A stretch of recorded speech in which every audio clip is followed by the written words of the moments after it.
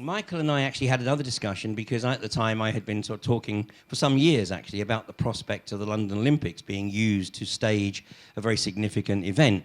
And Michael, through his own research, had also come up with something very significant that was potentially going to be unleashed at the London Olympics. Now, the difference is that what I do is I just sort of put it out there and see what happens. Michael, being, the logical thinker that he is, believed that he had accrued and acquired sufficient evidence for there to be a very credible threat.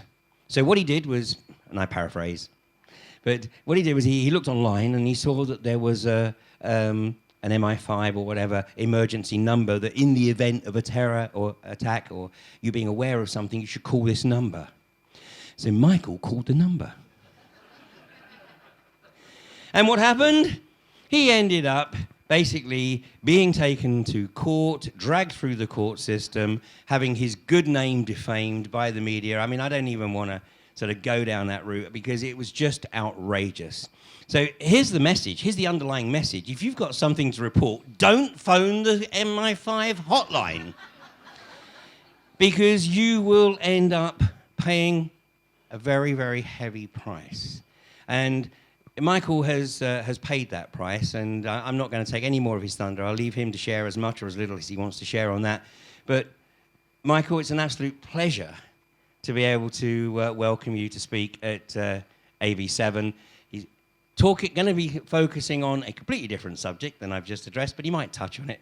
But it is a pleasure, sir, and thank you very much indeed for coming along.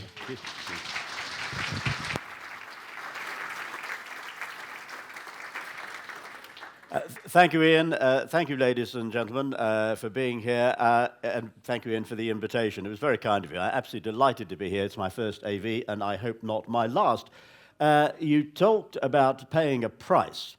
Well, yes, I paid a price for telling the truth. And the nuclear warhead in question was eventually recovered by the Americans. In fact, I underestimated. My reporting was my reporting was one nuclear warhead. It turned out there were two. But I have dealt with people who have chosen to lie or suppress the truth in exchange for fame, money, and power. And I have to tell you, ladies and gentlemen, they paid a much heavier price than I did for telling the truth. As I always told my intelligence students at the AMU, and I used to take master's intelligence classes, and we're going to talk about TW800 and the class we took on that, always tell truth to power. That is the job of the intelligence officer or analyst. You must tell truth to power. If power decides to suppress the truth or lie, then that's their decision. And if you give your unvarnished real opinion and you stick to what you know and give facts, you are rarely going to get into trouble. I got into trouble for telling the truth, but I'm likely to get out of it because MI5 now have the recordings of the phone calls. I won't say any more about my case other than to make this observation.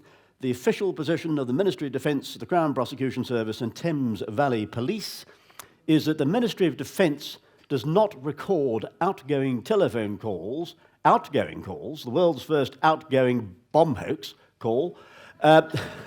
The Ministry of Defence does not record outgoing phone calls from the Office of the Secretary of State about missing thermonuclear warheads. even for training and monitoring purposes. Unfortunately for the Rozzers and the CPS, the recording was intercepted by those nice people in the National Security Agency, and by means which need not be described, but involved for some very nice people called Mossad in Tel Aviv. A recording was handed to MI5 some months ago, and I'm hoping MI5 will be shopping the CPS to the Criminal Cases Review Commission, but I'm not holding my breath. We'll see what happens. I was terribly interested in the presentations. If I may be allowed, am I allowed 2 war stories? Nothing to do with the topic, just war stories. Set the mood. I don't have whooping cough. It was kind of the doctor to offer me a glass of water. I suffer from gastroesophageal reflux disease, which is a great thing because it saved my life. When the Jerrys, I found out about the Deutsche Verteidigungsdienst, the covert German agency, which is the theme, the linking theme of my talk, which is basically the old Gestapo, the Abwehr, German military, naval, air force intelligence, all rolled up into a new agency based at Dachau, 1945, called the DVD. They did Kennedy, they've done all sorts of stuff. Now, when I discovered the DVD, they got into a panic, and they sent a German agent called Boris Laputin, Russian name but working for the Jerrys, to London on Concorde with orders to assassinate me in a very complex plot involving a very reputable, as I thought, firm of solicitors, a bogus brief involving an offshore company in the Isle of Man, and a whole cast of thousands. I mean, they spent tens of thousands of pounds setting this nonsense up. And I'm invited to a penthouse in Park Lane. I didn't know whose penthouse it was. I thought it was this Boris's. I didn't know it was Fayed's penthouse. I mean, they didn't tell me that. And I rolled up to the penthouse. There was an arms deal going down, nothing to do with Fayed, of course. There was an arms deal going down, and MI5 and the CIA were monitoring the penthouse from across Hyde Park. And they saw Michael roll up. Now, I was out being invited to dinner. I had left my mobile phone off. The boys see me roll up. They're aware that there's a hit going down that night. I'm the target. They're trying to reach me on the mobile phone. My mobile phone is switched off. Boris invites me round to Le Meridian restaurant in Piccadilly for dinner. I have a very heavy dinner, which triggers my acid reflux, which I didn't know I suffered from. At the same time, I was given a little dose of saxitoxin in an oyster, which he transferred from his plate to mine. So I'm there taking a fatal dose of saxitoxin. I get home, and I am sick as a dog, ladies and gentlemen. I am absolutely racked. And about 3 o'clock in the morning, I think, oh, God, I'm going to snuff it. And I'm crawling. I vomited my guts out, obviously. Sorry, this is pre-lunch, so we're all right. And I'm crawling to the bedside telephone. I used to have the CIA once rang me at 3:15 in the morning. It's much better to have a bedside telephone extension when you're doing intelligence work. I'm now retired officially from that. And I was crawling to my bedside telephone extension and collapsed, half in, half out, the bathroom. And the following morning, I was woken up by the CIA. Mr. T, one of my contacts, he's in the book, Spyhunter. Mr. T, Texan, rings up and says, "How are you all doing, Michael?" I said, "Well, I'm doing fine, but it's not normal for the CIA to inquire after my health." He said, "Well, we heard about the oyster." So what do you mean you heard about the oyster? So, well, it was a hit. We've been trying to warn you, but your mobile phone was switched off. Of course it was switched off. I'm not the CIA. I don't leave my mobile phone on when I'm having dinner. I'm an Englishman. Good gracious me, and a barrister to boot. And this call came in from the CIA London station. This is the top floor. You can't get an elevator, because it's an American embassy, so they have elevators, not lifts. You can't take an elevator to the CIA station. If you're ever invited up there, you've got to go up the stairs from, I think it's the 6th floor, and it's up on the 7th floor, and it's opposite a little video suite that Secret Service use. And don't ask me how I know that, but I do. And everybody was laughing. They were absolutely pissing themselves with laughter. And I thought, well, I'm delighted to be alive, but I didn't think it was that funny. But of course, I've never been allowed to listen to these phone calls, ladies and gentlemen. But apparently the phone calls are absolutely hilarious. Along the lines of, "Shrimpton is kaput, ja, he is kaput." And then, I'm on the phone first thing in the morning saying I can't come into a judicial training session because I was then a part-time judge. "Sorry, I can't make it, I'm a bit ill." I didn't say the Germans tried to poison me last night, but I'm a bit ill. At that stage, I didn't know about the Jerrys. I put a phone call in. Everybody knows I'm alive because the phone call's monitored. CIA then ring in to find out how I am. And then there's the calls from Munich. "Dummkopf, Shrimpton is nicht kaputt." I mean, it's like an episode of Hogan's Heroes. And the CIA are listening to this and absolutely crapping themselves with laughter. And Michael's at the end of the phone feeling, "Geez, guys, I mean, a bit of sympathy would be nice." But there we go. That's the first war story. Second war story, hazards of intelligence work. I was saved by my gastroesophageal reflux disease. I was saved by the NHS because they'd failed to diagnose what was wrong with me. Had the NHS diagnosed it and fixed it, the Jerrys would have known about it because they have access to all NHS medical records because they're computerised, and there's a little operation in London run by a German electronics firm, and they can get into tax data and medical data, you name it, and they've found another way of poisoning me. The last thing you do is try and poison someone with gastroesophageal reflux disease because the poison is whacked by the acid. And if you've had a heavy meal, which I had, with a glass of port, I'm embarrassed. Of course I had a glass of port, probably had two. I was driving home, And I was half tanked by the time I got home. Well, the alcohol savings, one of the health advantages, I'm surprised the doctor this morning didn't mention it, one of the health advantages of heavy drinking is that you're less vulnerable to being poisoned.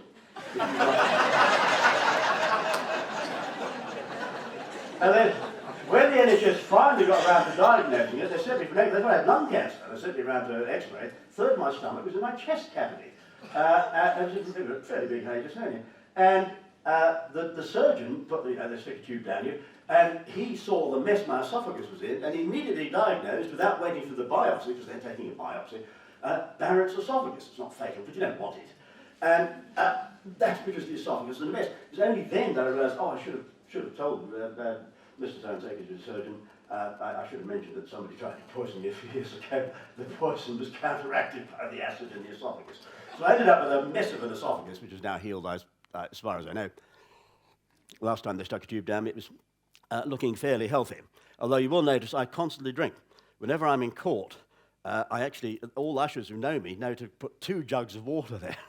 Because I still like to take liquid refreshment when I'm talking, so forgive the liquid refreshment as I speak. That's the first war story. Second war story, quick mention of Centres for Disease Control. I've done a couple of bits with CDC, but it's always you've got to meet in gas stations undercover, and I can't go officially into Atlanta. It's all done by, not mirrors, but it's all done by back channels and very careful communications. But after the Iraq War, we discovered that Saddam had been working on Spanish flu. I then opined and said, look, I think Spanish flu is a bioweapon, and I think they got it from the Jerry's, and I think we better have another look at Spanish flu, the pandemic that killed 50 to 100 million people at the end of World War I, which coincidentally was introduced to coincide with Ludendorff's Spring Offensive and was targeted at healthy young men, i.e. troops. I think somebody would have picked it up at the time and thought, surely we've got a mad scientist who can have another look at this one for us. CDC and Fort Detrick said we need a live copy of the 1918 Spanish flu virus. And I thought, where are we going to get a live copy of the 1918 Spanish flu virus? I know, Siberia. So I passed her back and said, ask the Russians, go and dig up some bodies in Siberia. In permafrost, the virus should have survived. In permafrost, it will. The Americans were reluctant to share the intelligence with the Russians, so instead they sent a team up to Alaska to dig up some poor Eskimos who'd been whacked by Spanish flu in 1919, and sure enough, they dug up the Eskimos and they got the virus, and yes, it is a bioweapon. This is in my book, Spyhunter. And I was in a bar, I was at an intelligence conference, I think it was the Intelligence Conference 2005, and I'm in Washington in a bar, as you do, and you know, drinking with some intelligence officers, and there's a major there who'd worked with Fort Detrick, and he said, we were talking about Alaska. He said, I had a terrible trip up to Alaska. It was freezing cold. They'd freeze my butt off, and we had to dig up these bloody Eskimos, and I'd sure like to meet the guy who came up with that crap nonsense. Major, you're talking to him. I better buy you a drink. I think the next round's on me. Of course, they hadn't told him or the team. They never do. This is the intelligence community all over. They send a team up to Alaska, they're digging bodies, they're getting their butts frozen off, but nobody tells them the result of their research and hard work. We did, in fact, confirm that Spanish flu was a German bioweapon, which made it the biggest crime of the 20th century, exceeding the Holocaust by a factor of 800%. And, of course, the whole thing was hushed up until my book. Now, that's the end of the war stories. I promise, ladies and gentlemen, no more war stories. I'm actually now going to talk about the topic. This is rare for me, as any judge before whom I've appeared will tell you. I don't always stick to the topic, but I am capable of occasionally veering towards the topic.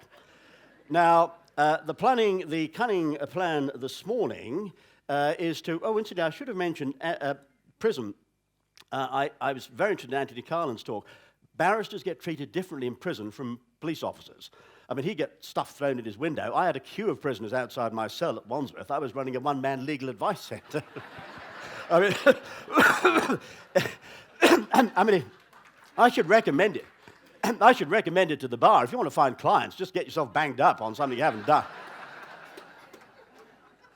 It was just as well for one of my cellmates that I was there, because he tried to hang himself. I had to cut him down.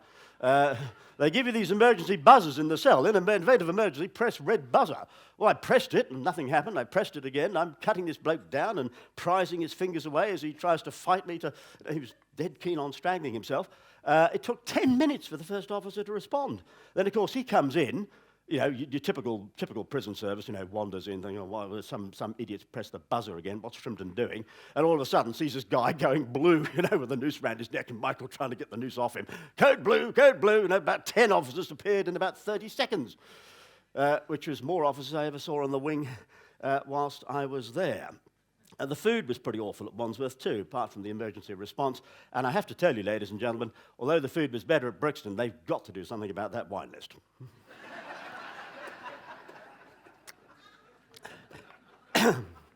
But it was an interesting experience. Now, the cunning plan this morning is to talk about the comets. I'm going to start off with the comets. Then we're going to cover the first comet crashes in 53, then 54, Yoke and Yoke Peter in 54. Then I thought I would mention the New York air disaster in 1960, which is linked into the replacement of Allen Dulles as head of the CIA.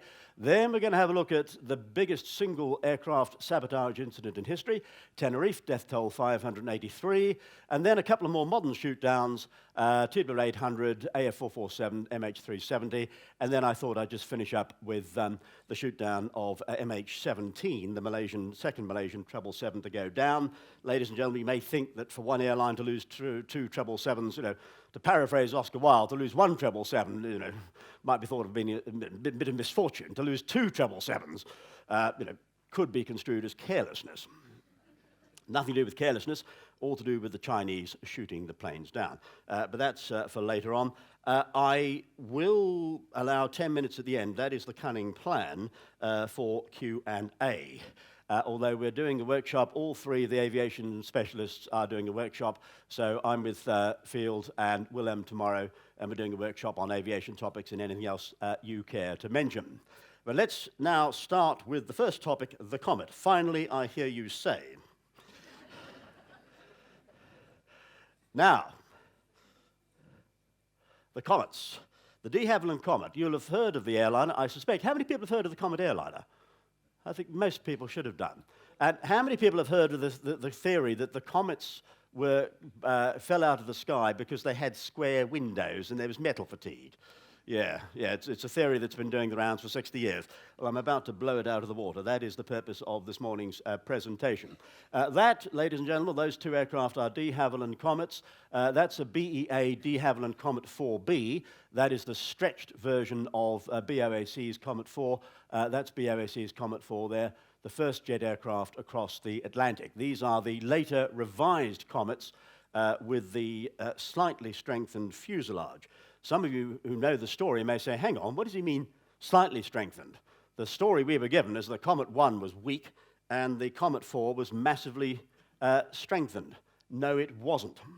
And if you don't believe me, look at the weight scales.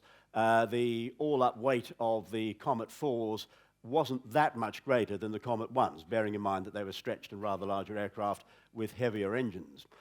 Now, the Comet was the world's first jetliner. We also did the first jet fighter. If any of you hear stories about the ME-262 being first, forget it. The British Gloucester Meteor was first, beat the ME-262 by 3 months. The Meteor came into service July 44, 616 Squadron at RAF Manston. The first operational Luftwaffe squadron, and it was only a test squadron, was October, 3 months later. The German claim to be first rests on an encounter between a ME-262 on test without guns, which didn't even attack because it didn't have any guns, a de Havilland Mosquito it allegedly encountered somewhere over Germany. That, ladies and gentlemen, does not qualify as operational service. So we were first. We got there with the first fighter. We got there with the first jetliner. When it ended service, it was the most tested airliner in history. First flight, July 49, service entry, May 1952. And what's more, how many of you heard about the water tank at Farnborough? Yes, some well-informed people in the audience. Well, it's a well-informed audience anyway. It's an AV7 audience, isn't it? The test tank was invented by de Havilland, not by the Royal Aircraft Establishment. They actually put a Comet fuselage in a test tank, a section of fuselage, and they tested it. They tested the windows to 100 pounds per square inch. That is more than 12 times the working pressure at altitude of the Comet 1. The de Havilland calculations were that the fatigue life of the Comet 1 was 40,000 hours. That was based on overpressure. for safety reasons, de Havilland tested the aircraft at an overpressure. They cranked the pressure up to 10.25 psi on test. In service, it was only going to need 8.5 psi. So the aircraft was the most tested airliner when it entered service. It was 50% faster, 50% higher than any other airliner. It had new advanced alloys and chemical bonding techniques, making it very strong. But it wasn't the first pressurized airliner. Pressurization was understood. First pressurized airliner was the Boeing Stratoliner in 1940, which had the wings and engines off the B-17. The Comet was, there were half a dozen pressurized airliners in service by 1952. The Royal Canadian Air Force, the Comet's performance was so good, the Royal Canadian Air Force bought 2 Comet 1s and they used them to simulate bombing runs for NORAD. And they were being thrown about the sky at high altitude. The RCAF never bought into the metal fatigue theory. In fact, they wanted to carry on flying their Comets whilst Whitehall was trying to ground them. It was the first airliner to use square windows with rounded corners. The windows weren't square. They were square, but they had rounded corners to reduce the stress. And every airliner, every airliner manufacturing company, prior to the Comet's introduction to service, had moved from round windows to square windows. DC-4 had round windows, unpressurized. DC-6 pressurized, had square windows. The Convair 240 prototype, pressurized round windows. Production 240s had square windows. Lockheed, the Super Constellation, it moved to square windows from the Lockheed Constellation, the original model, which entered service 44 with the Air Force as the C-69. That had round windows. The same with the Boeing, the Stratoliner, the Stratocruiser. First versions of the Stratocruiser had oval windows. Later versions, the last to come off the production line, had square windows. Nothing unusual having square windows in pressurized aircraft. De Havilland took the science one bit further by rounding the corners to reduce the stress. Now, what then happens? Well, we have 2 strange Comet crashes in 1953. The first was the Karachi Comet, operated by Canadian Pacific. They were going to fly Comets from Sydney to Honolulu, where passengers would change for a longer range DC-6. Now, unfortunately, this was down to pilot error. I know we've got 2 very skilled pilots coming after me. I normally do not blame pilots. I am the last person in the world to blame a pilot for a crash unless there are solid grounds for saying so. Unfortunately, Captain Pentland had not been trained. He was a DC-6 pilot. This was his first time he tried to take a Comet off at night, first time he tried to take a Comet off at maximum takeoff weight. He had no simulator time, and although he'd been trained not to raise the nose on takeoff, he forgot that aspect of his training, kept the nose, raised the nose too high, over-rotated. It wasn't a piston engine aircraft, it was a jet. And what he caused was compressor stall, loss of power, and he ends up going along the runway. Now, you've got some de Havilland boys in the back who are obviously shouting, lower the nose, lower the nose. He just about gets the bird off the runway. We see the wheel tracks, it actually lifts. He just about makes it, unfortunately, just too late. Flies the Comet into a wall, not a good idea. When you have maximum fuel on board, it blows up in a fireball, everybody dies. In fairness to Captain Pentland, he was under orders from the Canadian Pacific Management to break the record from London to Sydney. And he was taking off at 3 o'clock in the morning, having flown the day before. Not a good idea. So that was the first Comet crash. One slight problem with the Comet was that it was more vulnerable to stalling because of its swept leading wing edge. And de Havilland revised the design and put in a wing fence.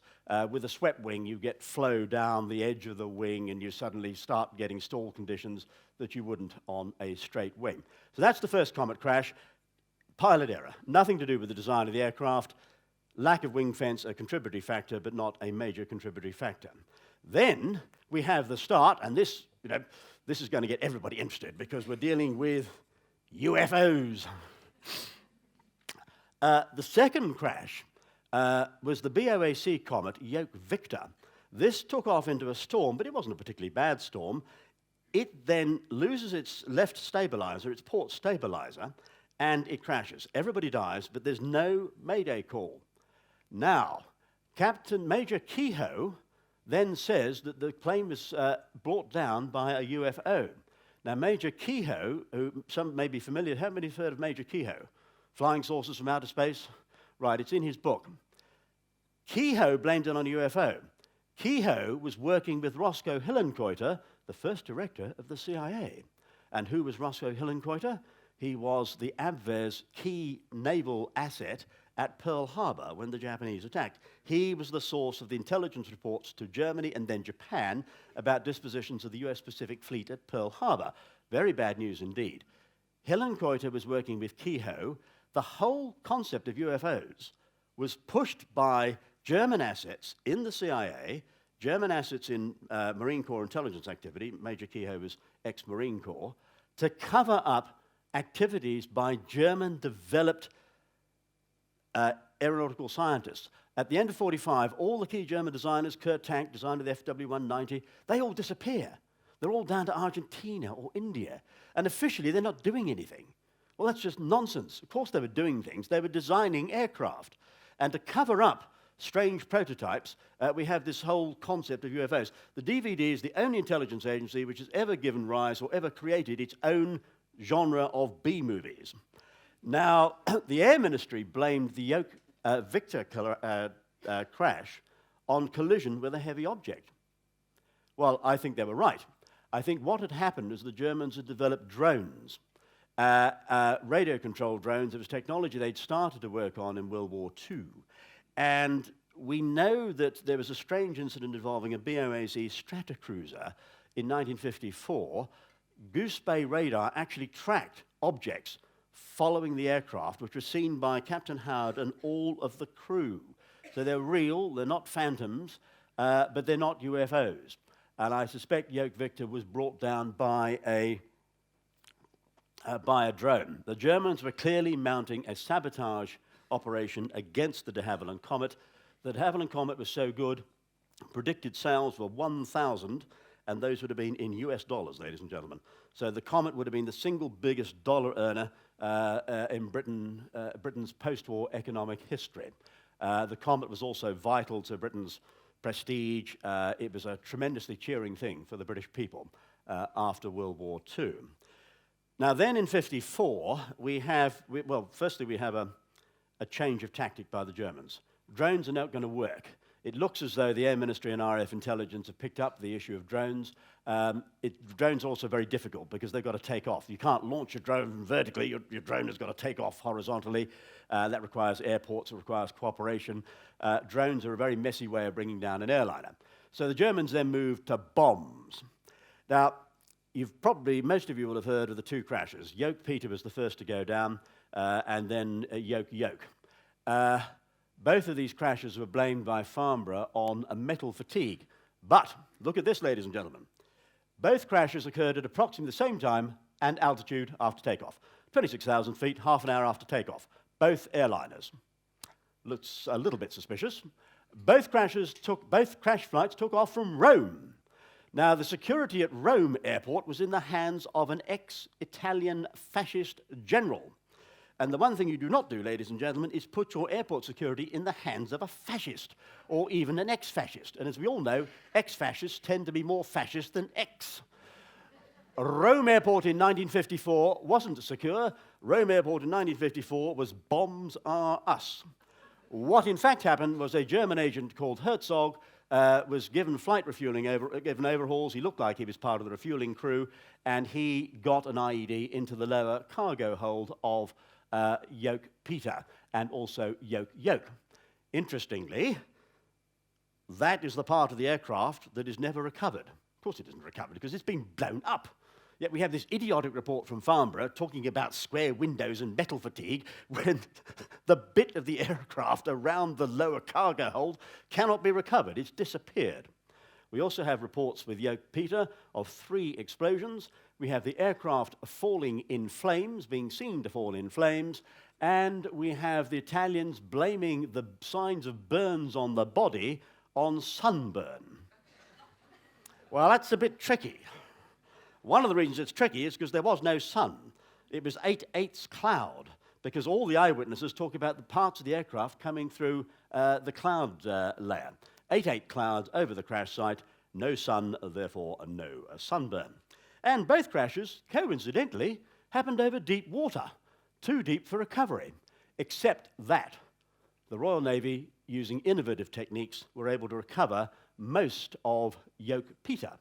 But the bit that the metal fatigue was discovered in wasn't recovered from the bottom of the Mediterranean. Everybody thinks, oh, the Royal Navy found a bit that had some metal fatigue in it.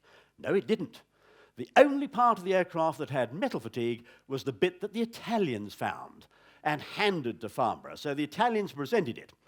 I then spotted this, obviously, as a phony, and I suggested to the Royal Aeronautical Society, who have possession of this bit, did anybody ever check the part number to see that it was off a BOAC Comet 1, not an Air France Comet 1A?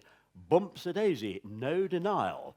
I think that little bit came off a French Comet, and somebody, it's easy to distress. It's like antiques, you can always stress a bit of metal and make it look like it's been fatigued. It's like aging an antique.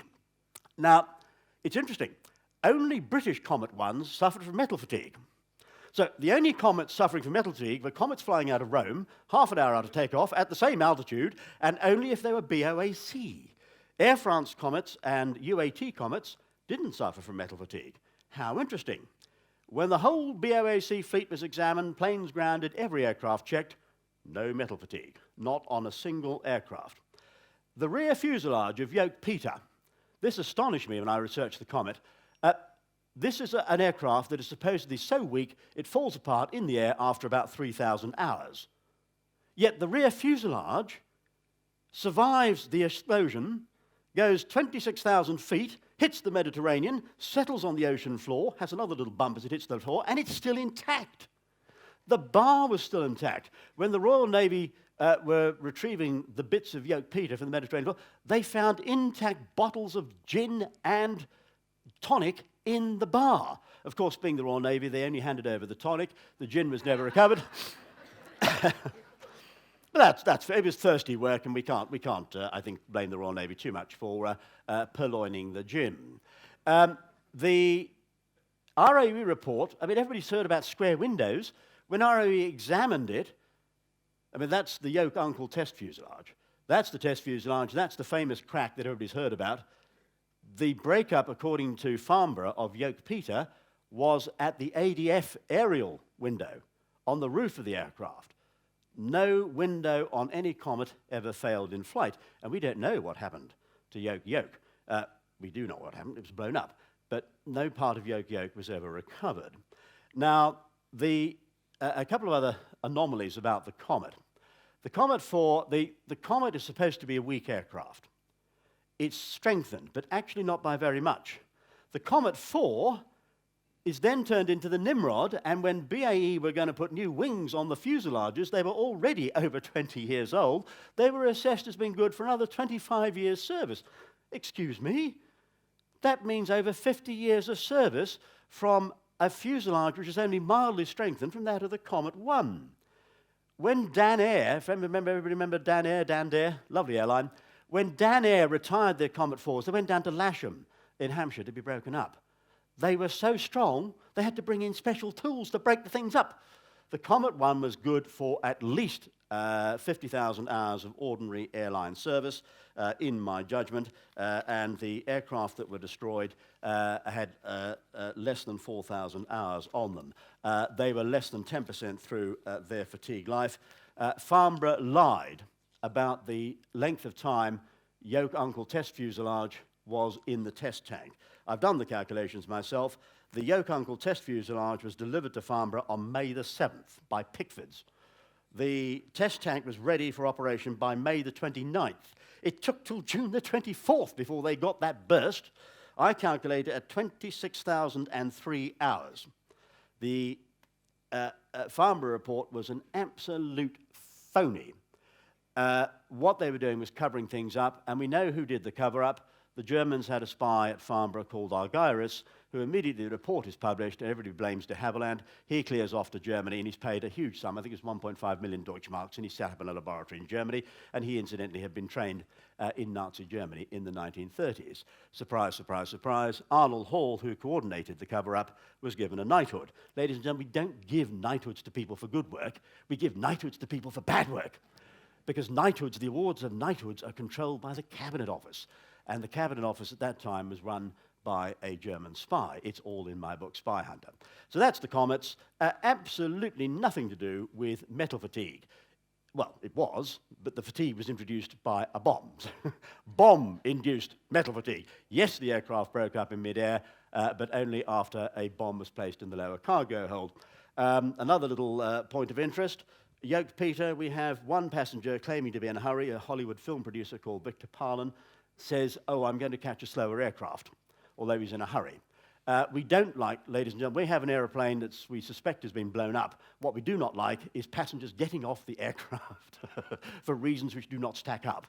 And we have at least one passenger leaving the flight at Rome. Final point, the man who supervised the BOAC at Rome, the station manager at Rome, was a late friend of mine, Tiny Cooling. Tiny told me, it's in my book, before the Comet Yoke Peter took off at Rome, she was subjected to a 10.25 psi overpressure test. Sorry, no, 11 psi. They boosted the pressure to 11 psi as part of a standard check. First pressurized aircraft with jet engines, first pressurized aircraft flying at 36,000 feet in service. BOAC and de Havilland had agreed a regular series of tests. That aircraft that supposedly flew apart at 26,000 feet due to metal fatigue was tested on the ground at 11 psi, a nearly 3 psi overpressure. There is no way in the world that if there had been any weakness in the fuselage, it would not have failed on the ground at Rome. That fact was concealed until Tiny Cooling told me. Tiny was a wonderful man, an ex-Warwick pilot from World War II. If you don't know what the Vickers Warwick was, it was a terrible aeroplane to fly. It was underpowered, and if you lost that engine, you had pretty much lost the aeroplane. Tiny Cooling, wonderful man, no longer with us, sadly, but I have no reason to doubt what he said. Indeed, it's been confirmed from other sources. So that's the comets. Blown up, the German spy who put the bombs on the planes was named Herzog. The bombs went in IEDs in the lower cargo hold. They used a timer and a barometric fuse, and the aircraft was set to detonate at 8,000 meters. The Germans use meters, so it's equivalent to about 26,000 feet. Now, the next air disaster set up by the dastardly Hun, no offense intended. As you probably gather, I'm on the cusp of being a Eurosceptic. Now, one of the things we don't like when we're investigating aircraft sabotage, what we don't like is big geostrategic and geopolitical backgrounds. What we don't want is things happening that, you know, you do what Chief Ironside says you should do. Remember Ironside? Stand back. Think about what you're doing. Use your filberts, as Del Boy might have said on Only Fools and Horses. You need to use your filberts when you're examining aircraft crashes. You need to stand back and look at the big picture, as Chief Ironside would have said. Now, the big picture in December 1960, we have a mid-air collision between a United Airlines DC-8. That, I'm afraid, is what was left of the DC-8 after the Germans organized the collision over New York, and a Transworld Airlines Super Constellation. We know it's a Super Connie because we've got the fuel-tip wing tanks. And look at the square windows. Pressurized, round windows on the first versions of the Constellation, square windows on the Super Connie, no problems at all with square windows. And that aircraft could fly at 24,000 feet quite comfortably. Very powerful engines, big Wright R3350s, very big engines indeed. Now, the collision takes place on the 16th of December, 1960. The collision occurs in controlled airspace near Miller Field, an Army field in New York City. What else was happening in December 1960? Well, you tell me. John F. Kennedy had just been elected. And what was John F. Kennedy about to do? John F. Kennedy, ladies and gentlemen, was about to sack a German spy called Allen Dulles as head of the CIA. And he was going to replace him with his own man, an American, a patriotic American called John McCone. The Germans did not want to lose control of the CIA, because if you lose control of a country's intelligence service, you lose control of the country. Control of the CIA was very, very important to Germany. as Kennedy found to his cost in November 63. Now, John McCone was previously deputy to Secretary of Defense Forrestal. He was the first Secretary of Defense to be thrown off the top of a tall building by the Americans. Why did the Americans throw the Secretary of Defense off the top of a tall building? Now, there is an argument. Those of you who have served in the US military, I know we've got one or two here, there is an argument for just occasionally throwing Secretaries of Defense off the tops of tall buildings just to keep them honest. Forrestal wasn't, however, thrown off the top of a tall building. It was the Bethesda Naval Hospital in Maryland. He wasn't thrown off the top of a tall building just to keep Secretaries of Defense honest. He was thrown off the top of a tall building because he was a German spy, and a high-level investigation had confirmed that. And what's more, Forrestal was Secretary of the Navy when Joe Kennedy Jr., JFK's beloved elder brother, had been assassinated in a converted Liberator packed with high explosive brought down by a radio signal. So 1944, Forrestal supervises the assassination of Joe Kennedy Jr. John McCone is deputy to Forrestal, is involved in the investigation into Forrestal. A decision is taken by President Truman to terminate Secretary Forrestal. You know what I mean by terminate. Throw off a tall building. The Germans very unhappy about that because Forrestal was their man, and the guy who heads up that investigation is then John F. Kennedy's nominee for director of the CIA. All of a sudden, we then have a massive air crash over New York City. Now, the DC-8, that's the DC-8, you can see the fin there of the DC-8, poor aircraft. The DC-8 was miles off course. Now, you know, if you watch Accident Investigation for Dummies, also known as Air Crash Investigation, if you watch these sort of films you can see on the Discovery Channel, they will tell you that pilots do this all the time. You know, it's a standard thing for a pilot of a jet airliner to be miles off course in controlled airspace when he's using radio beacons, when he's got VOR and he's got ADF. Nonsense. Pilots aren't that stupid. I have no reason to doubt whatsoever that the pilot of the DC-8 was highly professional. He was miles off course because he was doing what pilots are taught to do, which is what makes it so easy to set up airliner collisions. He was following his instruments. He was following what he thought was the VOR beacon, but the VOR beacon wasn't where it should have been. It was at Miller Field. It's a standard method which the Germans had started to work on in World War II, of deliberately taking aircraft off course by setting up fake radio transmissions. Those of you interested in the assassination of Commerce Secretary Ron Brown at Dubrovnik in the military version of the Boeing 737 will probably be familiar with it. That was a fake radio beacon as well. You have a radio beacon in a truck. I mean, all you need for a radio beacon is a truck with a generator and a beacon. And you make sure that the beacon is transmitting on the right frequency, and you take down the frequency of the correct transmitter, which suddenly and mysteriously goes offline. So that is how that collision was set up. Nothing to do with the pilot of the DC-8 deliberately going off course. He was following his instruments. And that is a classic method of sabotage. You can also get pilots to crash aircraft if you play around with their altimeters and so on. Pilots are always trained. Even I was trained in my little Bulldog in the University Air Squadron. You follow your instruments. The problem is, and this is something I'm trying to get across to the aviation community, which is why I'm so pleased there are pilots here who have contacts in the aviation community. There are times when you must not follow your instruments because your instruments are leading you into cloud, and the clouds have rocks in them, or they're leading you into the path of another aircraft. That's the New York air disaster. Now we come on to another setup, a very nasty little setup, exposed in Spyhunter, total death toll 583, many of them Jewish. Very, very nasty. 1977 at Tenerife, involving a KLM Boeing 747 and a Pan Am 747-121. These are not the aircraft in the collision, but these are similar. They're both early versions of the 747. This was set up in a very nasty little way, using a Luftwaffe ground radar unit. What the Jerrys did, the DVD set up a fake terrorist organization which does a fake bomb plot. The fake bomb plot causes the airport at Gran Canaria to shut. Now, Captain Grubb in the Pan Am didn't need to land at Tenerife Tenerife then had a dodgy little airport called Los Rodeos. Could not handle 747s. Air traffic control direct two 747s into a field which cannot handle 747s. It's too small. Grubb has enough fuel to stay airborne and wait for the airport at Gran Canaria to open, but of course the airport at Gran Canaria doesn't open until he's on the ground at Tenerife, because then the need to keep the airport shut, has gone.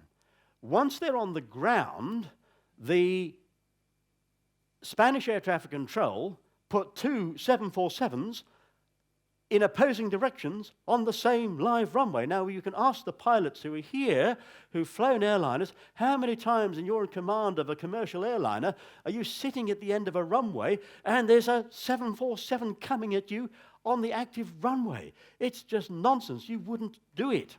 There was no rush. There was no need. The huge queue of aircraft caused by the closure had largely dissipated. There was no reason at all for two 747s to be on the same runway at the same time heading towards each other. There was fog, which meant neither captain could see the other, but of course air traffic control knew what was happening because they had access to a ground radar unit, and ground radar will see through fog. There was a Spanish intelligence officer in the tower with a gun. That's how it's done. The air traffic controllers have to go along with it, or they get shot. Now, the official Spanish explanation is that they did not know that two Boeing 747s had collided on their tiny little airport. Now, ladies and gentlemen, don't try this at home. But if you arrange for one jumbo jet laden with fuel to collide with another jumbo jet laden with fuel, there are two things you'll get. One is a very large bang, and the second thing is a very large fire, an explosion. And the Spanish claimed, this is the official version of events, oh, we didn't know that two 747s had collided at our airport because there was fog. Well, ladies and gentlemen, you can hear things through fog. And the explosion of two 747s, that also would clearly have been visible from the control tower. That point was picked up by a very good Dutch aviation safety expert called Captain Jan Bartelske, one of the finest authors on aviation accident investigation. He didn't know about the ground radar unit. He didn't know it was a setup, but he did know the Spanish were lying, because he knew that as soon as the KLM aircraft takes off, we have the, we've got the KLM. The Spanish claim they didn't know the KLM was taking off. You probably know the story. KLM's taking off. Pan Am's still on the runway. KLM sees them at the last minute, yanks the stick back, even though he's not at VR, which is V-rotate. He tries to get the plane rotated off the runway too early. He goes into the top of the Pan Am, and that's what's left of the Pan Am. Now, the Spanish claim they didn't know that the KLM, Captain Van Zanten, was taking off is just nonsense. As soon as he opened up those Forge AT9D engines, there would have been a wall of sound reaching the control tower. And Jan Bartelske picked this up. I then take the research on to the next step, which is the discovery of the ground radar unit, which explains it wasn't an accident, explains the disaster. The Spanish, by the way, covered up the air traffic control tapes. The Spanish air traffic control tapes were forensically examined and were proved to be phonies. So that's Tenerife. Now, I'm moving on. I know I'm covering a fairly wide ground, but we've only got 75 minutes, including 10 minutes for questions. Now some more modern shoot-downs of which you may be familiar. TWA 800, Boeing 747, again a 747-100 series, in this case a Dash 131, 93,000 hours on her, brought down on 17th of July 1996, 230 dead. And we have the Malaysian Treble 7, MH370, brought down on the 8th of March 2014, 239 dead. And then I'm linking this to Air France 447. Now, what links all these three disasters? This is what links all these three disasters, because this is the missile which brought all those three planes down. It's a Hughes AIM-54 Phoenix, but the Iranians were supplied with Phoenixes in the 1970s as part of a cunning American plan to find the most unstable country they possibly could in the Middle East and give them the most advanced weaponry possible. The AIM-54 was a big mummer of a missile. It's a big-ass missile. I'm bilingual. I speak American as well as English. I know we've got some Americans in the audience. This is a big-ass missile, 13 feet long, weighs half a ton, a range of around 75 miles in the 1970s. That missile was modified for surface launch, and it was launched a TW-800 from a Iranian Kilo-class diesel-electric submarine. Now, I happen to know, because my intelligence class at AMU, we did a seminar on this. Students say, Mr. Professor Shrimpton, I was professor to them, can we look at TW-800? Of course we can. Not by coincidence, I suspect. I had in that class somebody who was on the USS Normandy, the nearest US warship to TW-800, out of missile range, clearly not responsible. We had somebody in the Navy P-3 Orion that was in the air at the time, reporting intermittent radar contacts, which they couldn't understand until I said, that's a submarine hull down. Only the conning tower visible above the water, you'll get an intermittent radar contact consistent with a small boat. It's actually a conning tower. It's a bit like the Cruel Sea. Have you seen the film The Cruel Sea, where they get the radar contact, the conning tower? It's a very small radar contact. Now, this missile was produced by the Iranians. Now, when I first came up with this analysis with my students back in 2009, I was rubbished. It's a load of rubbish. It's a fantasy. You're a conspiracy theorist. You're a hoaxer, etc., etc., etc. Usual nonsense. The Iranians do not have any 54 Phoenixes left. Oh, yes, they did, because they were making them with German technical assistance. Fortunately for me, in November 2013, the Iranians paraded their version of the missile. It's called the Fakur-2. So they put it on public display. They knew it was coming out in my book. The game was up. So they put it on public display to tell the Iranian public what their taxpayers' money was going on. Now, these missiles are being fired from the back of the conning tower of the Kilo-class submarines, and my students went away and we got, the upset we caused to the CIA, you wouldn't believe it, Ian. We had students going into libraries and getting photographs and satellite images of the latest Iranian submarines and measuring the conning towers and saying, oh yes, Professor Shrimpton's right, the conning towers are longer. Oh, and there's a hatch there, we missed that. I wonder what that hatch is for. That hatch was for that missile. Fired in semi-active mode, which means it homes in on the aircraft's radar. All three aircraft brought down in the same way. Now, the AF447, you may say, but officially, that's all to do with frozen pitot booms. Oh, no, it isn't. Pitot booms, which measure pressure for the pressure instruments, are heated. The whole purpose of heating the pitot boom is it doesn't freeze.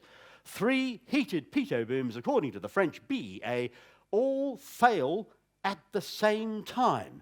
So quickly, the captain cannot get out a mayday call. Oh, ho, hum. The reason he couldn't get out a mayday call is because his radios are being jammed by the submarine, which had fired the missile. The aircraft experiences slow hull depressurization. Well, how do the French explain that? How do you get holes in the hull from the pitot tubes icing up? An iced up pitot tube or boom does not cause holes in the fuselage. Yet holes there were.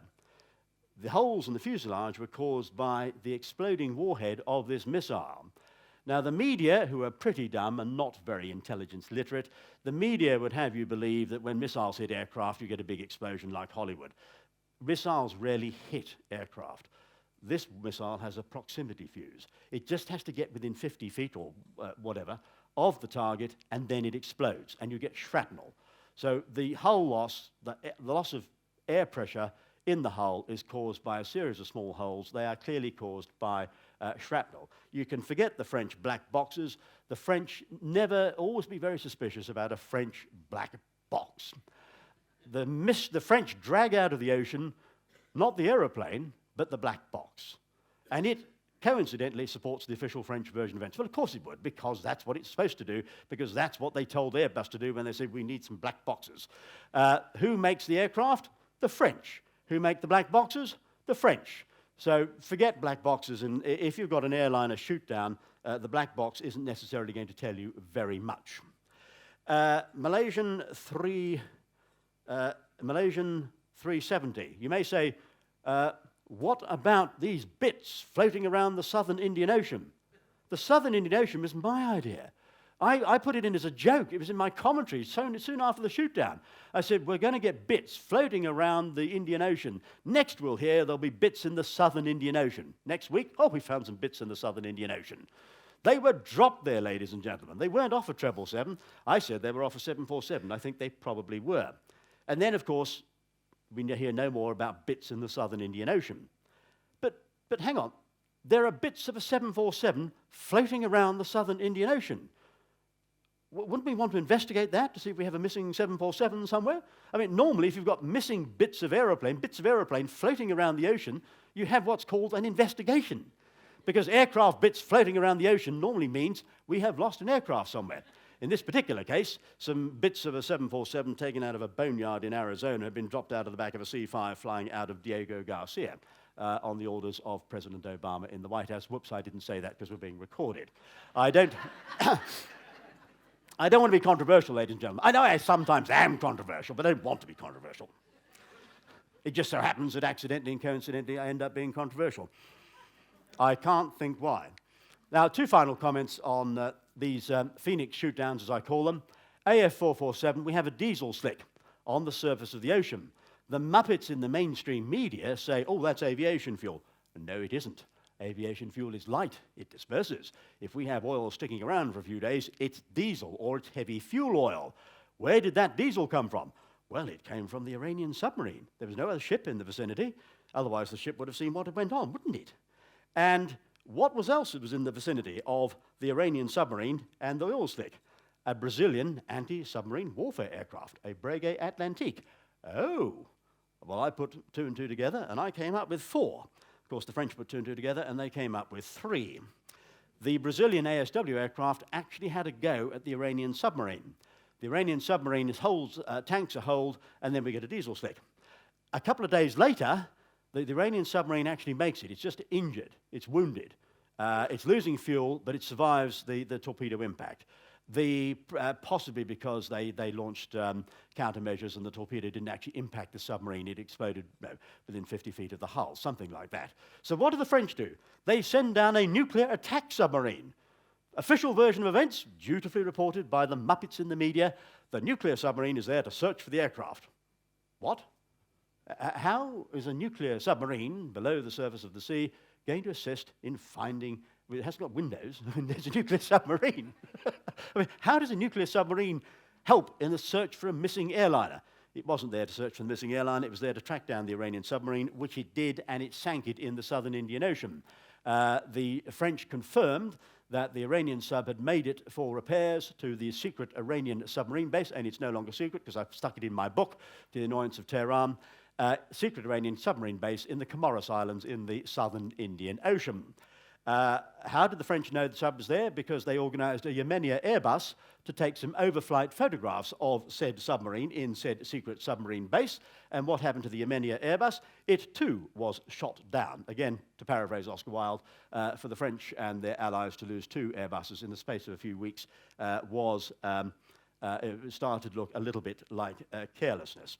Final comment on the shootdowns, the Phoenix shootdowns. MH370 is supposed to have had enough fuel to reach the southern Indian Ocean. Oh, yes? Now, the media probably drive Ford Focuses. If they're going on a long journey in a Ford Focus, you fill the tank up. It's a good idea to set off for a long journey with a full tank. So the media assumed that a Boeing 777 is like a Ford Focus. And if you're setting off on a long journey, you fill the tanks to capacity. No, you don't. MH370 was on a 2,700-mile flight. We do not put an extra 100 tons of aviation fuel we do not need into the tanks of our aeroplane. It doesn't enhance safety. Taking off with unnecessary weight. 3 things a pilot does not need is airspace above him, runway behind him, and excess fuel. The airliner took off with probably about 50% of its tanks full. It could take 45,220 US gallons approximately. It probably took off with about 22,000 US gallons approximately. It could not have reached the southern Indian Ocean. And yet the Malaysians are officially saying, oh, we've got an aeroplane that's reached the southern Indian Ocean. No, it was shot down over the South China Sea by an Iranian missile supplied to China, launched from a Chinese version of the same submarine, the Kilo, which had sortied earlier that day from the Chinese submarine base at Hainan. Fortunately, the Americans had a guided missile destroyer, the USS Pinckney, within radar range, which saw the whole thing. Not in missile range, it has an Aegis radar. It's in radar range, not missile range. The USS Pinckney sees the whole thing, catches it on radar, launches a helo, and sinks the Chinese submarine. I then, on Veterans Day, congratulate the commander of the USS Pinckney and her crew for the first ever successful combat engagement between the United States Navy and the Chinese People's Liberation Army Navy, causing upset in both Peking and Washington in equal measure at about the same time. I probably didn't need to suggest that the crew of the Pinckney should stick a Chinese submarine symbol on the bridge of the Pinckney, with the suggestion that if any visiting weenie turned up from Washington, they could always cover it up and then put it back when the weenie has gone. But take it from me, the Pinckney whacked the Chinese submarine and then returned to Singapore, which it would not have done had there been a live active search for a missing airliner.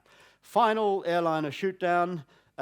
This is, of course, the next Malaysian 777, MH17. This has been the cause of a lot of speculation in alternative media and elsewhere. You're getting silly BBC documentaries. What shot it down? This shot it down. A HQ-16, the Chinese version of the Buck. What were the Chinese doing in the weeks before MH17 was shot down? They were practicing high-altitude interceptions. Ho-hum. What else was up there? A Sukhoi 25. It strafes the cockpit, it kills the crew, and the aircraft is then powerless and is then shot down by the Chinese from Ukrainian soil, the intent being to blame the Russian separatists. Now, you may say, why kill the crew? Because the bad guys are listening to what I say. My frustration, ladies and gentlemen, is the good guys don't always listen to what I have to say. But the bad guys are following my writing because I'm the guy that's picked up the use of this missile. It's the intelligence, I own it. And the Chinese knew that I had advised airline pilots to use the AirCAS reporting system, the digital reporting system, if their radios are being jammed, to get out a Mayday message. It's there for technical information, but it's a communication system. You can send a Mayday out on AirCAS just as well as you can do on a radio. You know, I'm under attack. So the pilots are killed, they can't report they're under attack, and by whom. The pilots are strafed. We know that the aircraft is strafed because there are cannon holes in the cockpit. Bumps-a-daisy. And where are the cannon holes coming from? Well, these are the exit holes from a 30mm cannon. In fact, the Sukhoi 25 comes in from the port side, armor-piercing rounds through the cockpit, kills the pilots, messes around with the avionics, and that's the end of that. Now, the BBC will tell you that the Sukhoi 25 is a ground attack aircraft and can't reach 33,000 feet. Oh, yes, it can. The Russians make the aircraft. They got one up to 33,000 feet. If the Russian Air Force can do it, so can the Ukrainian Air Force. More to the point, it's heavily armored. And all you need to do to give it extra performance is to take the armor out. And then you've got a lighter aeroplane. And guess what the Ukrainians had just done to their Sukhoi 25s? They had just fitted it with a brand new digital avionics suite that allowed it to carry out flank attacks on high-altitude targets with a brand new radar system. They had just upgraded their aircraft to do precisely what was done: shoot the pilots, make sure the plane carries on into the kill zone, make sure it's got no chance of escape, along with the passengers, and then you get what some people would call mass murder, but since I don't want to be controversial, I'll just say deliberate killing of the passengers and the crew. Just in case anybody asks, as we're going to have now swing to questions, final point, in case anybody asks a question, what about the Russian rebels and their buck? That was a setup. The Ukrainians arranged, this is planned weeks in advance, all these things are, the Ukrainians allow the Russian rebels to capture a buck. The idiot rebels who can't operate this buck, it's actually quite a sophisticated piece of kit. It's not the sort of thing you're going to learn with PlayStation. You need to practice and train on a buck system. The rebels end up with a buck which is completely and totally useless because it hasn't got a radar. So they end up with a missile launcher with no radar. And you can't shoot down an airliner at 33,000 feet without radar. You need to know where the target is. Oh, where's the target, Morris? I can't see it. Where is it? Oh, that could be up there. That's hopeless without a radar. More importantly, the Buck system, as confirmed to me by sources close to that very nice man, President Putin, and the Russian Defense Ministry, the Buck has arming codes. And the Ukrainians, you don't have a missile system and leave the arming codes with the missile. That's like having a rented car and leaving the rented car paperwork in the rented car. You don't do it. The arming codes weren't with the Buck system, which the rebels got. so they couldn't arm the missile. So even if they could have fired it, even if they could have hit the target, which is highly improbable, it wouldn't have actually done much good because they couldn't have armed the missile. It would not have detonated. So that's the answer to all this nonsense about rebels and bucks, and you forget all these fake photographs that are appearing on the internet. Of course you're going to get fakes. You're going to get people dropping bits in the southern Indian Ocean with MH370. You're going to get fake photographs on MH17. Any amount of fakery will be produced in order to cover up the killing deliberately of over 200 people on an airliner flying in international airspace. And if I sound slightly emotional when I say that, it is good to be objective. In the intelligence world, you have to be objective. But some emotion is permitted. And as the son of a fighter pilot and air traffic controller, aviation safety is in my blood, and I object to airliners being shot down when proceeding on their lawful occasions in international airspace. It is wrong. It should not happen. It is time we stopped it, and it is high time that those in the intelligence community who know what happened because they've got the satellite overheads, they've got satellite infrared images of missiles hitting aircraft, radar pictures, the whole shebang. It is high time that those who have the evidence and are sitting on it start getting it out there. There it is, ladies and gentlemen. Thank you for listening to me. I hope it hasn't been too dull and boring. You've been a great audience, and we've got a couple of minutes for questions.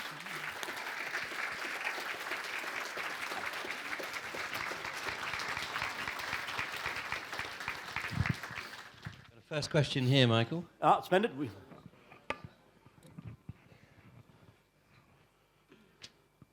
Hi, Professor Shrimpton. Hi. I happen to be both Iranian and American citizen. Right. And I happen to be a licensed aircraft mechanic. And I was, as you know, as we study crashes. Yes. We study them in detail. So from what we were told, 87% of the airline crashes are pilot error. 5% are maintenance error. And the rest, as we say in US, crap happens. Mechanical failure. But I wanted to speak about the TW800. Yep. As you know, it was right over the Hudson River. There's a 45-minute video of a lot of testimonies of what people saw. And Hudson River is well into the US borders. So I'm failing to see how an Iranian submarine can work its way up through the Hudson River and shoot a missile from the water and then scooty its way out into the wide open sea. Secondly, the white eyewitnesses, and that includes military officials and a general that used to live off the coast of the river, not the coast, but off the river, and he saw an over-the-shoulder missile going up from the back of the engine into the fuselage. And how I know that? One of the mechanical teachers that I had was maintenance. He actually worked on the maintenance of the aircraft before it took off. And he was in the hangar when they brought the pieces in. And who shows up out of the blue? Some men claiming to be CIA. And they took the part of the aircraft that you can clearly see something went into it, and they took off with it. And they told NTSB that that will not be part of the crash investigation. And every piece of that aircraft was removed, and it's still in a disclosed location. No one knows what happened to it. So that was one. And then you also mentioned about the France. Yes, I know that pitot tubes are heated, so that was a kind of a silly story. But the bottom line I want to know is, why would you bring down aircrafts? Can't be for sports, and I don't think it's for political statements. There are other reasons for that. Has anyone looked at the passengers that were on these aircrafts? Yes. Yes. Now, there are a number of points there. I'm going to deal with them in order. Firstly, it's a mistake with respect to assume that the crash site, which wasn't incidentally over the Hudson River, it's off the coast of Long Island. It's not in the Hudson River, it's off the coast of Long Island. It's a mistake to assume that the crash site and the missile launch site are the same. The Phoenix has a range of about 75 miles, and that's the Phoenix 1970s version. The current version of the Iranian Fakir probably has a range of about 100 miles. It's almost certainly got improved solid fuel rocket motors. So the missile launch site could be anything up to 25, 50 miles away from the interception site. That's the first point. Second point is that TW-800 was outside the range for manpads. We can forget manpads. We all know what a manpad is. It's your shoulder-fired SA-6 and so on. Forget it. TWA-800 was too high. The whole debate about 800 has been distorted by concentrating on manpads. We know it was a missile. There are people who see the missile streak and so on. It's too high for a shoulder-launched missile, and it's too far off the coast. There's no obvious launching platform. In relation to the mechanics, airline mechanics and pilots have fed this nonsense. They've been fed it for 70 years. Sabotage is left out as a cause of aircraft crashes. A lot of crashes which are put down to pilot error or mechanical failure are, in fact, deliberate sabotage. Why would you sabotage the aircraft? Well, if we look back at the 1960 New York air disaster, there's always a reason. In the case of MH370, there was a big Chinese internal intelligence battle, and there was a person of interest on the aircraft. AF447, I didn't concentrate, I had only 75 minutes for the presentation. There was a person of interest, a Devon oil geologist called Harris, who had intelligence he was going to hand over to President Sarkozy of France concerning a DVD plan to blow up or sabotage a BP oil rig called Deepwater Horizon in the Gulf of Mexico. So, and Devon Oil had, he had worked in the Gulf. He was carrying an intelligence package over to Sarkozy. Sarkozy was actually planning to meet this flight. So there were people of interest on AF447, people of interest on MH370, MH17 almost certainly linked into big internal clashes in China. There's a huge clash going on at the moment between the Chinese government and Chinese intelligence, and the People's Liberation Army is not controlled by the Chinese government. It is controlled by the bad guys or Chinese intelligence. I think I've covered all your points. Did I miss one out? I was trying to take a note of the points. I think I've covered them all. Did I miss one out? I don't think I did. Ian, it's your show, and I'll let you bring it to a halt when we've...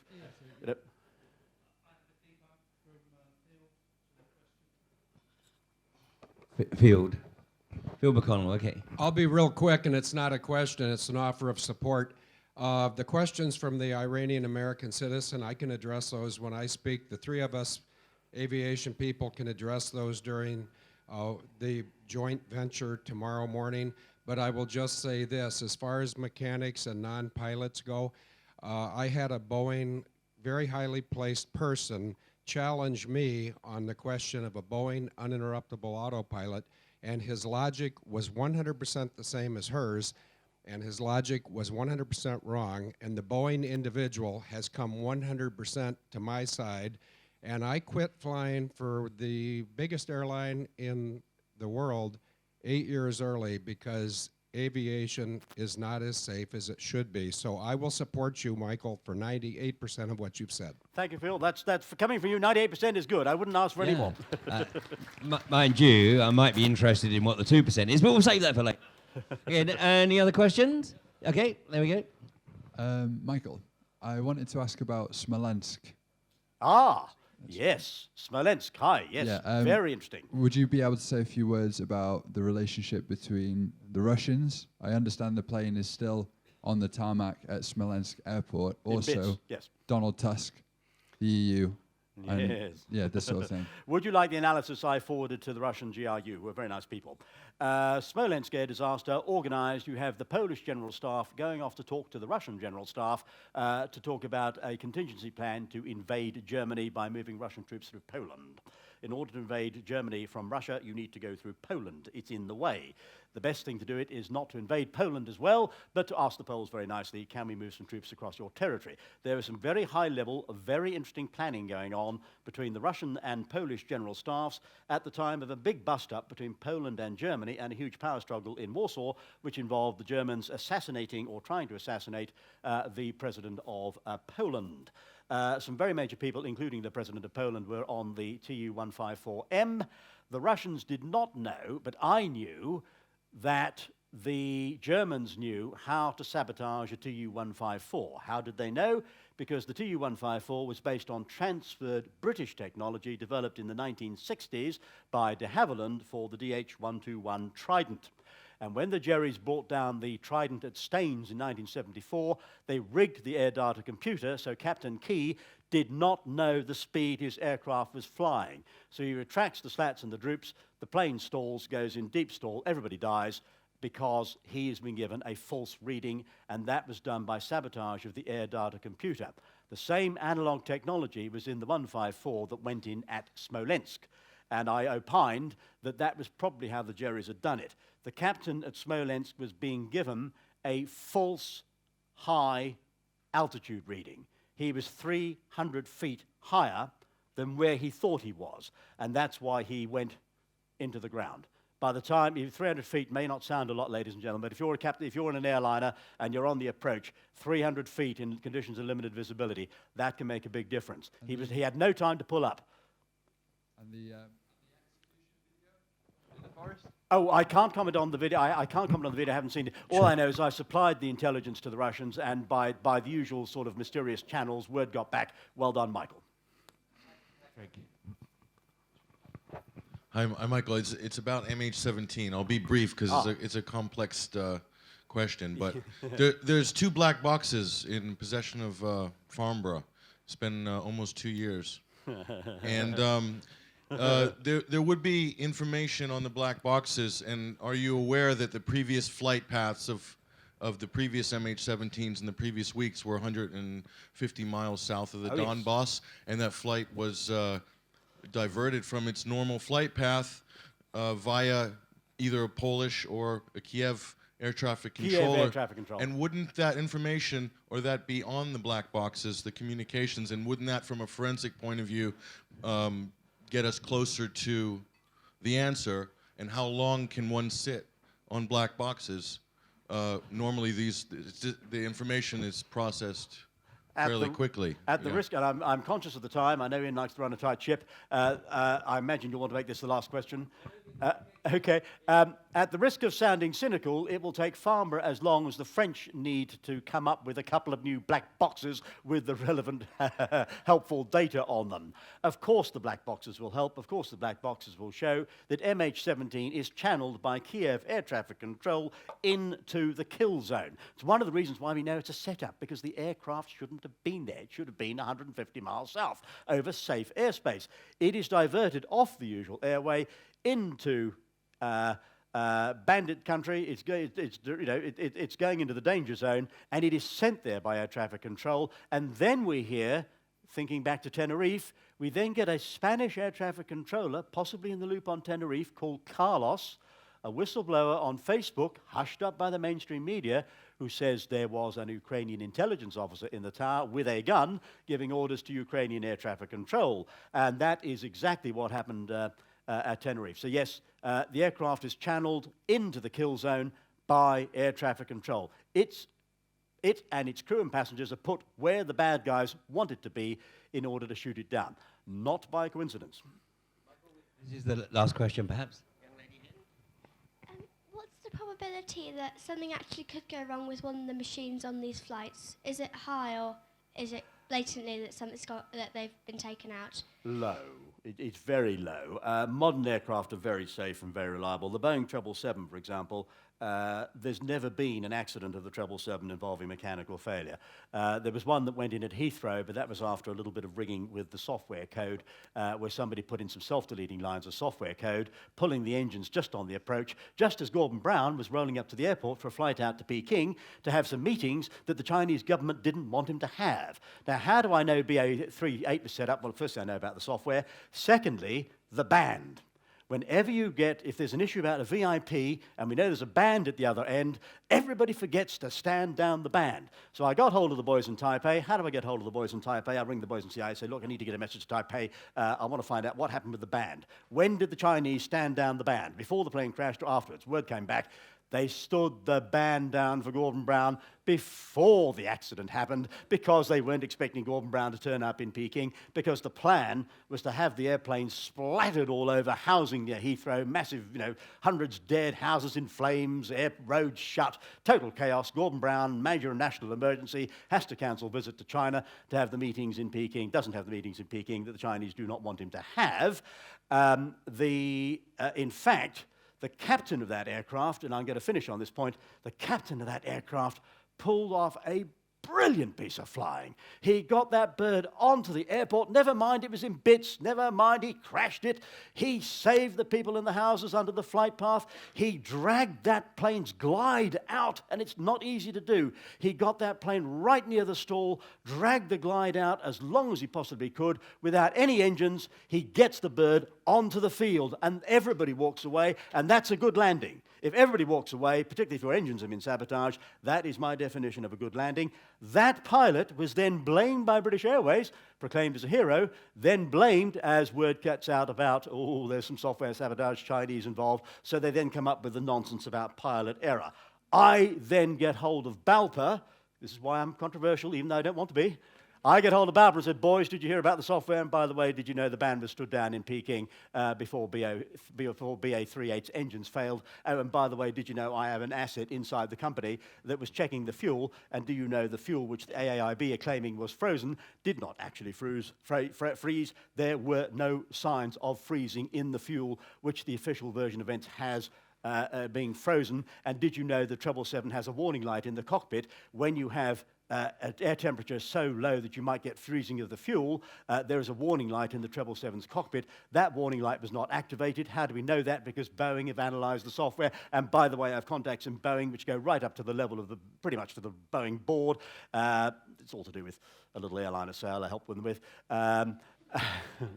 It was 10 777s. It wasn't that much. And do you know Boeing didn't even give me 10%? Not even, I mean, the least I would, I wasn't expecting a 777, but I thought a Boeing business jet would be nice. I mean, I told them about a subsidised order for A380 Airbuses from a particular airline, which I won't mention which it was, but it was Emirates.